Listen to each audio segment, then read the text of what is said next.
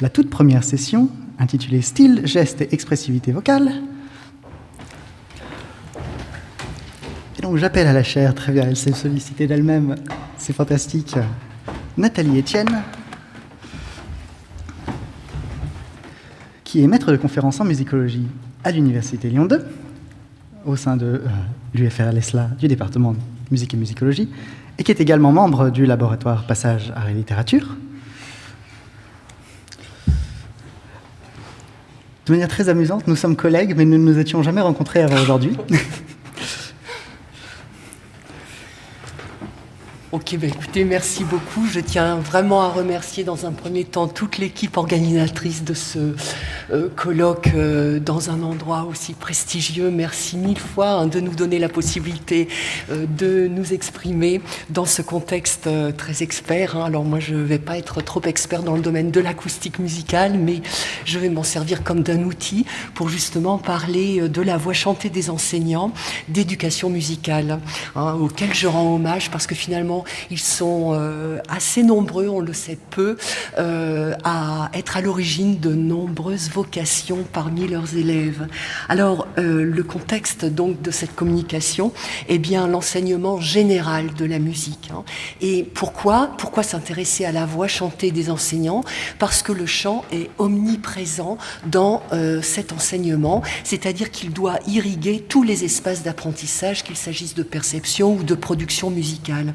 Alors, et en effet, si vous voulez faire chanter les élèves, vient d'une idée documentée scientifiquement, selon laquelle le chant est un grain précieux à partir duquel les représentations de la musique se structurent.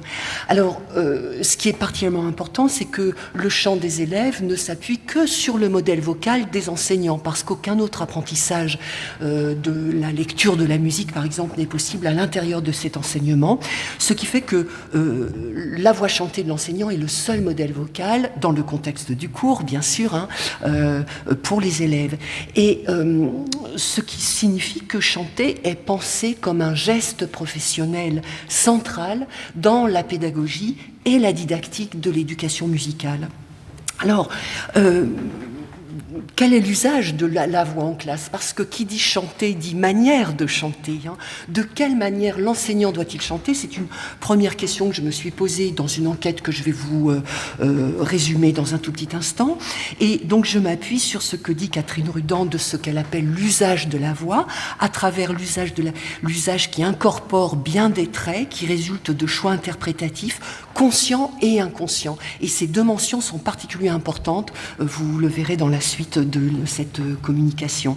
Alors, chanter, c'est pas aussi simple que cela en a l'air, d'autant plus que la majorité des enseignants d'éducation musicale sont instrumentistes et que très souvent parmi eux règne la peur du chant. Alors dans un premier temps, on a voulu, moi j'ai essayé de comprendre quelle était la manière de chanter la plus valorisée ou valorisée dans l'enseignement de l'éducation musicale. Donc j'ai constitué un corpus dont vous avez les détails là sur la diapositive. Et qu'est-ce qui ressort de cette analyse de contenu qui mêle un grand nombre de rapports de jury et des entretiens avec les principaux acteurs de l'éducation musicale? Eh bien, le résultat, c'est que la voix d'un enseignant doit être juste, d'accord, timbrée, oui, et musicale. Alors, ce sont trois items qui surgissent vraiment, qui ont de nombreuses occurrences dans l'enquête, mais surtout une voix naturelle, une voix non connotée stylistiquement, une voix naturelle mais travaillée. Voilà un apax qui est quand même assez mystérieux et qu'on va aussi essayer de débroussailler un peu aujourd'hui. Dans le cadre de ce colloque, je veux un peu explorer ce paradigme d'une voix neutre stylistiquement. Est-ce qu'une voix techniquement solide, sans signature stylistique, cela existe? Voilà une question que l'on peut se poser. Et quel est l'intérêt d'une telle analyse du point de vue de la discipline et du point de vue de la connaissance de la voix chantée, quand on voit comment la recherche s'intéresse prioritairement aux voix très marquées stylistiquement, à la notion de typicité vocale, qui, d'après ma première enquête, est assez repoussée dans le contexte de l'éducation musicale. Alors, l'idée, c'est ici de donner des éléments tangibles d'analyse, de ne pas s'appuyer uniquement sur du déclaratif, que sont les textes, les entretiens avec les inspecteurs pédagogiques, les formateurs en chant, etc. Donc, sortir de ce déclaratif à partir d'un échantillon de 10 voix chantées d'enseignants qui est présenté à un ensemble d'inspecteurs pédagogiques et auquel on va demander, écoutez, cette voix, est-ce qu'elle vous paraît efficace d'un point de vue pédagogique, Voilà.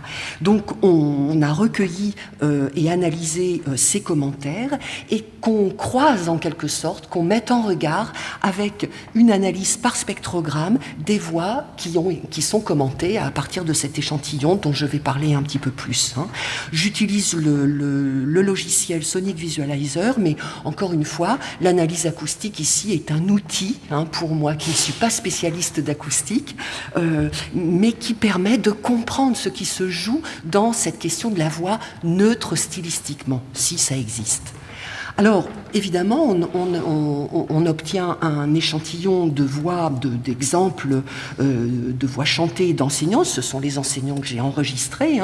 Un échantillon très bariolé du point de vue stylistique, qui va, vous le voyez, de la chanson, du chant traditionnel africain, ou bien en langue romani, jusqu'au jazz vocal, en passant par la chanson française de différentes époques, et puis même des écritures un petit peu hybride, qui rassemble plusieurs cultures.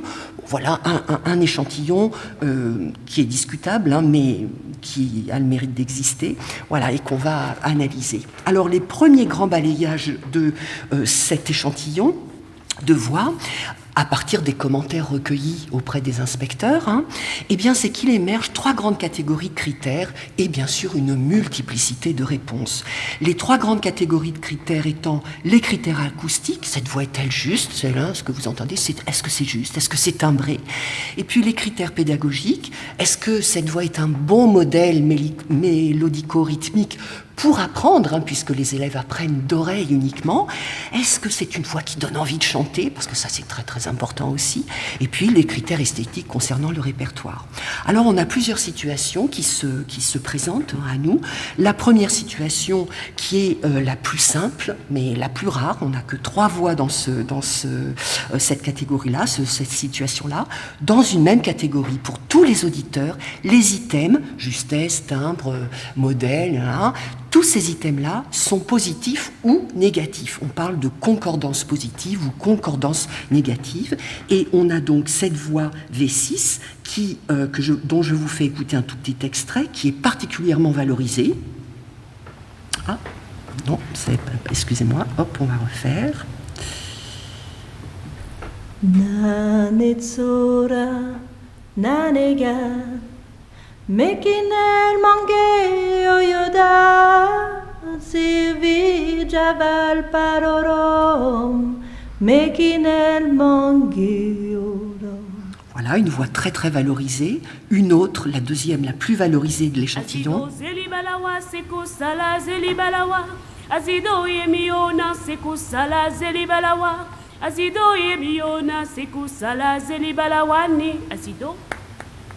Voilà, et la dernière que je vous présente ici, la moins valorisée. There was a secret chord that David played and it pleased the Lord, but you don't really care for music, do you? Voilà, donc ça c'est une première situation. Il y a aussi, je vais revenir sur ces voix, c'est pour ça que je vous les ai faites écouter. Une deuxième situation selon laquelle il y a une disparité des réponses d'un auditeur à l'autre pour un même item dans une même catégorie. Typiquement la voix V2 qui chante la Carmen de Stromae à l'époque très très diffusée sur les ondes. Et cette voix, par exemple, vous voyez dans ce petit graphique que j'ai constitué à partir des commentaires, eh bien, on voit que 2 auditeurs sur 5 la trouvent particulièrement juste, alors que les 3 autres trouvent qu'elle manque de justesse. Je vous la fais écouter. L'amour est comme l'oiseau de Twitter, on est bleu de lui seulement pour 48 heures.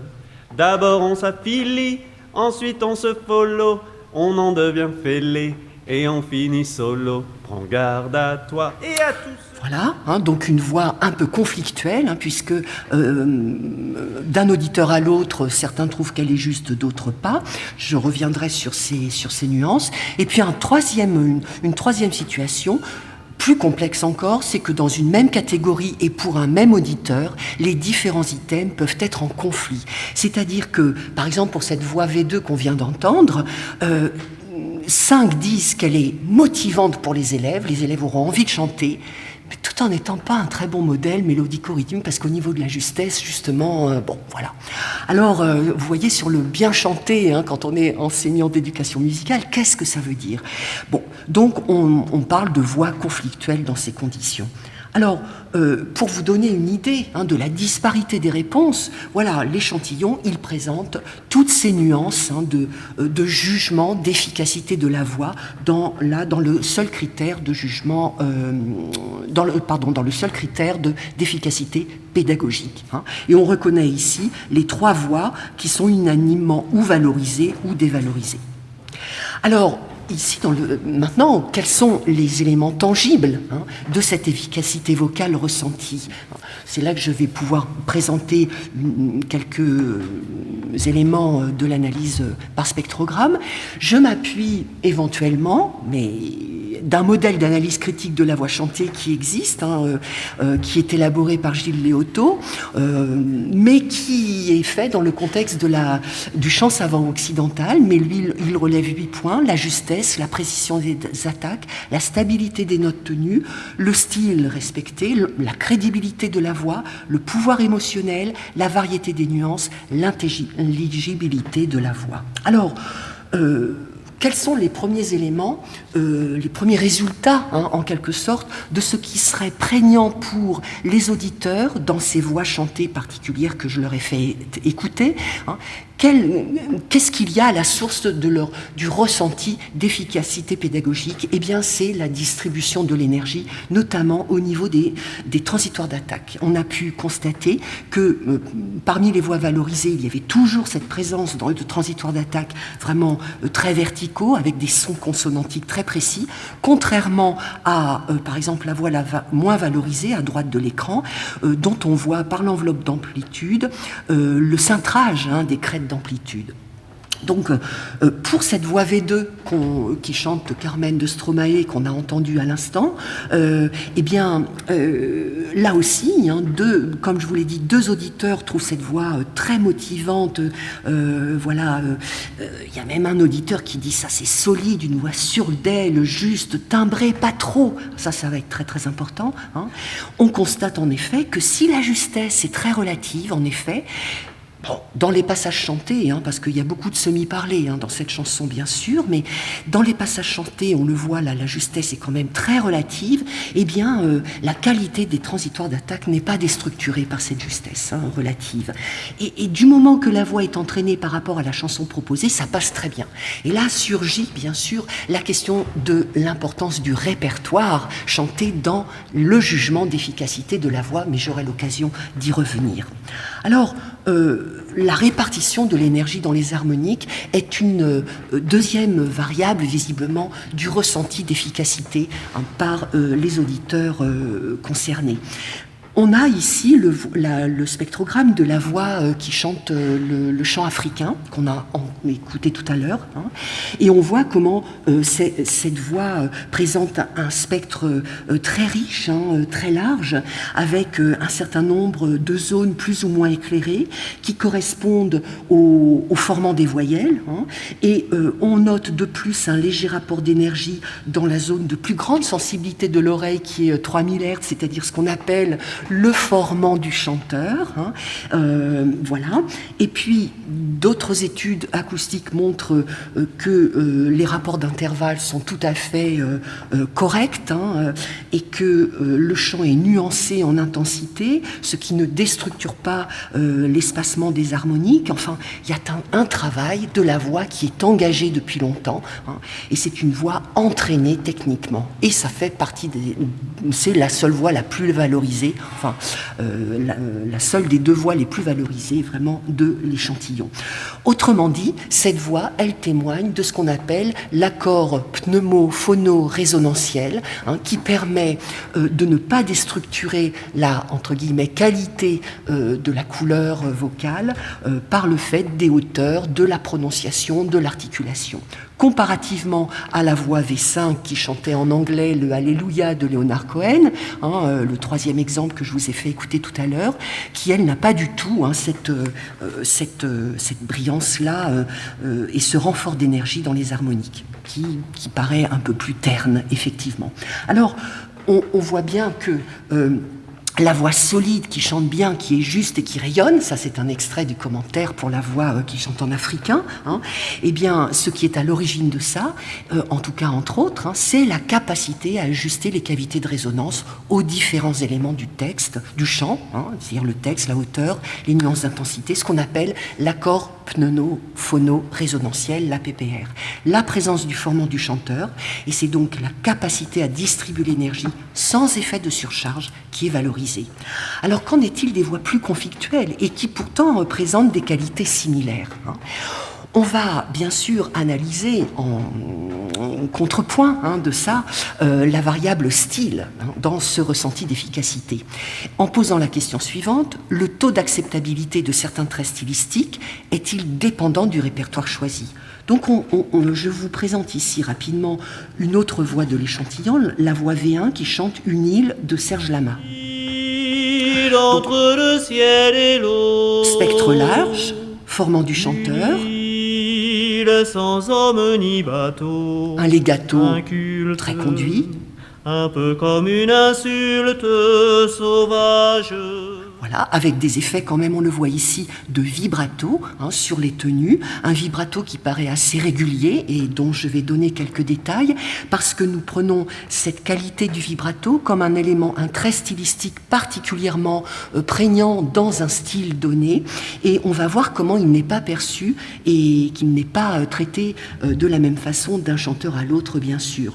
On voit cependant, malgré ce spectre riche hein, de la voix V1, que les commentaires sont conflictuels pour 3 auditeurs sur 5.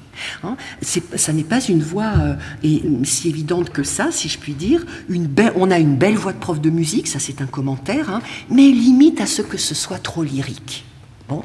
Expressive, joliment phrasée et en même temps trop tendue, trop aiguë, un larynx serré provoquant un timbre métallique. Bon, très bien. On regarde donc de plus près le vibrato selon une fenêtre temporelle un peu plus large, hein, alors que bon, dans les commentaires on relève que le vibrato est ressenti comme un peu forcé, hein, non contrôlé. Eh bien on s'aperçoit que le vibrato de cette voix V1 est régulier et ponctuel, il est toujours sur la fin d'une tenue, jamais sur l'attaque, et après calcul, hein, sa fréquence est de 5 oscillations par seconde, et la mesure de son amplitude de crête à crête va être d'un demi-ton. Bon, ce qui correspond aux normes de vibrato vocal. Je vais accélérer un tout petit peu. J'ai pas vu l'heure, mais s'il me la montre, c'est qu'il reste pas beaucoup de temps. Donc le vibrato de la voix V7, qui lui, par contre, alors j'ai le temps de le faire écouter pour vous donner une idée. Je viens des cités vers le sable, Une voix juste des quand villes même, béton, d'après ce qu'on a des villes étudié. bidons. Pour Et découvrir, riche. je suis capable les oasis et les points d'eau. Voilà, mais là au niveau La vie à fleur de peau. Voilà. au niveau du vibrato, on voit ici qu'il se passe des petites choses et on constate en comparant cette voix à la voix qui chantait une île juste avant, que le vibrato est parfaitement déstructuré, contrairement à la voix V1 qui chantait une île. Or, ce vibrato ne masque pas finalement les oscillations en termes de justesse, auxquelles les auditeurs sont très très sensibles et ils trouvent que cette voix elle n'est pas juste, alors que les rapports d'intervalle sont tout à fait recevables. Et c'est une voix qui manque de tout, sans intention, de débutant, une voix sage, sans interprétation. C'est pas du tout une voix de débutant d'ailleurs, une voix trop sérieuse, marquée par l'absence d'engagement, par le manque de personnalité. Et je voudrais finir alors avec cette dernière voix qui, elle, du point de vue du vibrato, va nous présenter quelque chose de totalement différent, beaucoup plus brusque, beaucoup plus généralisé. Je vais vous la faire écouter tout de suite. Somewhere there's music, how fair the tune. Somewhere there's heaven, how high the moon. There is no moon above when love is far away too. Till it comes true that you love me as I love you. Somewhere there's music, it's where you Ça va se are. terminer. Somewhere there's heaven. Et voilà ce qu'on a comme commentaire. Là, évidemment, on a une voix extrêmement travaillée, mais on n'est pas dans du trop. Là, on est dans du beau, alors que la première voix, c'est-à-dire Une île de Serge Lama, on était limite à ce que ce soit trop lyrique. Là, on est dans une voix travaillée, encore plus, mais sur d'autres plans. C'est pour ça qu'elle passe 1000 fois mieux. C'est vraiment la voix instrument. Les élèves vont être subjugués. Voici les commentaires totalement dithyrambiques pour cette voix considérée de virtuose. Alors que le vibrato, je vais finir, est vraiment beaucoup plus brusque. Alors finalement, la neutralité stylistique, vous voyez à quoi elle nous mène, c'est que finalement, plus que la neutralité stylistique, c'est la typicité vocale dès lors qu'elle est éloignée du chant savant occidental. Je n'ai pas développé cet aspect, mais c'est la typicité vocale qui est valorisée dans cet échantillon, en fait, de neutralité stylistique. Merci beaucoup de votre attention. Merci bien.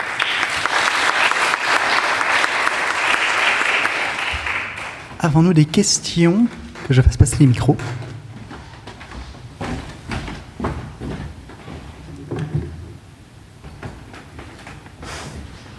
Bonjour.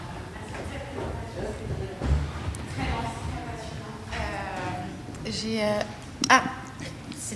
trop du coup, moi j'avais une petite question sur le corpus au tout début avec les 10 morceaux. Oui. J'ai remarqué que c'était des morceaux interprétés par des chanteurs.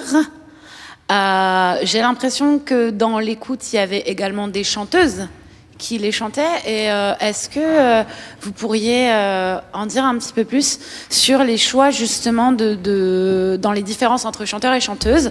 Et est-ce que vous avez remarqué justement soit des continuités ou des différences entre les voix d'hommes et les voix de femmes, que ce soit dans leur performance ou au contraire dans les commentaires qui sont faits dessus? Alors, il faut vous dire que demander à des enseignants d'éducation musicale de se faire enregistrer sur un chant qu'ils travaillent, on n'a pas spontanément un oui. Voyez. Donc, les personnes que j'avais, entre guillemets, sous la main, étaient des enseignants que j'avais en formation pour la préparation de l'agrégation, que j'ai enregistrés. Donc, il y a eu un concours de circonstances. J'ai enregistré aussi mes propres stagiaires en éducation musicale parce que je voulais des voix non entraînées.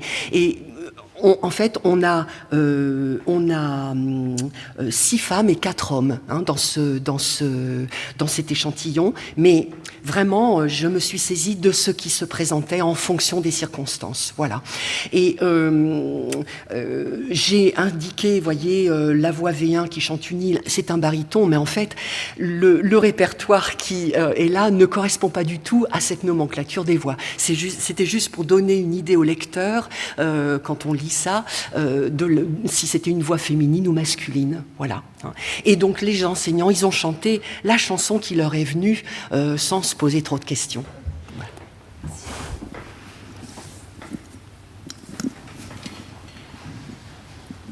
Merci. Merci beaucoup pour la présentation. C'était effectivement super intéressant de découvrir tout cet axe de recherche-là. J'avais des questions plutôt générales. Donc je ne sais pas si c'est le cas aujourd'hui, mais du coup, est-ce que vous serez favorable au fait que le chant soit une discipline évaluée et obligatoire au CAPES, par exemple, au CAPES de musique? Et deuxième sous-question, vous avez pointé l'aspect essentiel de la voix pour la pédagogie et la sensibilisation de la musique, donc aussi dès le plus jeune âge. Et donc, est-ce que vous pensez que ça serait essentiel qu'on mette en place une pédagogie de chœur ou de chorale, pour plus haut de chœur, dès le primaire pour les enfants, finalement, mais ce qui voudrait dire que là, il faudrait former non plus seulement les CAPES de musique ou musicologie, mais tout type de professeurs. Votre question, elle est intéressante. Alors bien sûr que oui, plus on commence tôt, mieux c'est. Et enfin ça, c'est vraiment documenté scientifiquement. Je ne vais pas rentrer dans ces détails-là. Mais le chant, c'est vraiment un outil capital, mais pour tout musicien, même pour un instrumentiste. Je signalais au début de la communication une étude de Caroline Drake et Caroline Rochez, qui n'est pas tellement diffusée, qui concerne le rôle du chant dans la structuration de la représentation de la musique, mais pour des instrumentistes. Et elle fait la différence avec ceux qui chantent, entre ceux qui chantent avant de jouer et ceux qui chantent ceux qui ne chantent pas avant de jouer. Elle voit la différence au niveau de la compréhension de la structure de la musique. C'est extrêmement important. Alors il y a des tas d'autres compétences que développe le chant pour les enfants, les adolescents et pour les enseignants, car cela installe aussi une manière de communiquer qui ne passe pas par la parole, une manière de communiquer avec les élèves, notamment dans la chorale que vous signaliez, qui est tout à fait unique. Voilà. Donc, bien sûr qu'au CAPES, le chant est très très important, notamment dans les épreuves orales, bien sûr, mais c'est le cœur du métier, mais je dirais que c'est le cœur de toute pratique musicale. Voilà. Je ne sais pas si j'ai répondu à tout. Oui, tout à fait.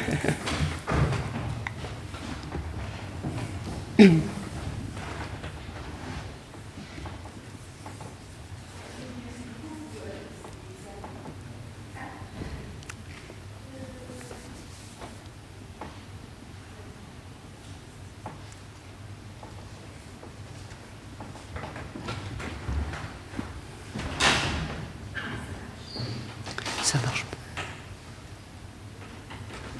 Ça fonctionne? Ah oui, c'est bon. Merci beaucoup pour la présentation passionnante. Du coup, j'ai une question sur une chose que j'ai remarquée dans mes cours de chant que j'ai pris.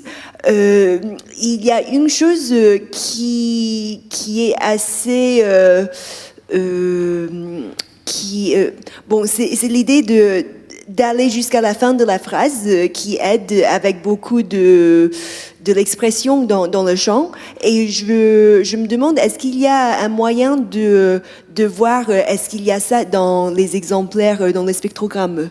Parce qu'en fait, les exemplaires qui étaient bons, selon les auditeurs, sont justement les chanteurs qui vont jusqu'à la fin de la phrase. Absolument. Alors j'ai juste évoqué très très rapidement le legato de la voix qui chante une île, avec effectivement cette cohérence de la phrase musicale qu'on perçoit dans la manière de conduire le legato et de conduire aussi le vibrato. Donc cette perception de la phrase, elle est tout à fait importante dans le ressenti d'efficacité vocale. Je suis entièrement d'accord. Il faut vous dire que les auditeurs, ils avaient quand même entre 30 et 45 secondes de chant, le temps d'un couplet et d'un refrain, ou bien d'une strophe complète, pour que précisément ils puissent se faire une idée de la voix. Mais ce qui est plus entré en cause, finalement, c'est la question du répertoire valorisé ou pas. Et ce qui ressort de cette enquête, c'est que vraiment, les voix les plus valorisées sont celles qui s'éloignent le plus possible du chant savant occidental. Ça, c'est vraiment très très fort. Et donc non connoté stylistiquement, ça veut dire le plus éloigné possible du chant savant occidental. Voilà. Et donc cette question de la gestion de la phrase la chanson à vocalisation émotive, comme dit Céline, au sujet des chansons des années 60-70, hein, des chanteurs à voix, hein, ce type de chanson, là, dans l'exemple que j'ai donné, le style est totalement respecté par rapport au type de chanson et par rapport justement à cette conduction, enfin cette conduite plutôt de la phrase. Hein. Mais ça n'a pas d'incidence vraiment sur le ressenti d'efficacité vocale. C'est pas ça qui est prégnant. Ça a peut-être une incidence, mais c'est pas ce qui est prégnant. La question, c'était plutôt, est-ce que c'est possible de voir cette conduite de la phrase sur le spectrogramme et sur les choses un peu plus quantitatives? On a deux secondes. On a une minute. Alors, attendez, je vais passer en mode comme ça. Alors, évidemment, là, vous avez une phrase complète. Voyez-vous, j'ai mis un... Est-ce que c'est ça? Oui. OK. Donc là, vous avez vu la correspondance avec les notes chantées. Dans une phrase très legato, il manque la liaison. Hein, et voilà quel spectrogramme on a au moment de cette phrase-là. Voyez, quelle enveloppe d'amplitude aussi, dont on voit les crêtes quand même assez verticales, hein, et mis à part cette zone très bruiteuse là qui apparaît ici à la prononciation du je, hein, sans espoir de voyage, hein, eh bien, la structure, l'empilement des harmoniques n'est pas déstructuré. Hein, et la répartition de l'énergie est assez est distribuée de façon entre guillemets harmonieuse. Enfin, vous voyez, il n'y a pas de rupture dans cette distribution de l'énergie. Hein, l'énergie distribuée dépendant aussi du formant des voyelles, de chacune des voyelles chantées.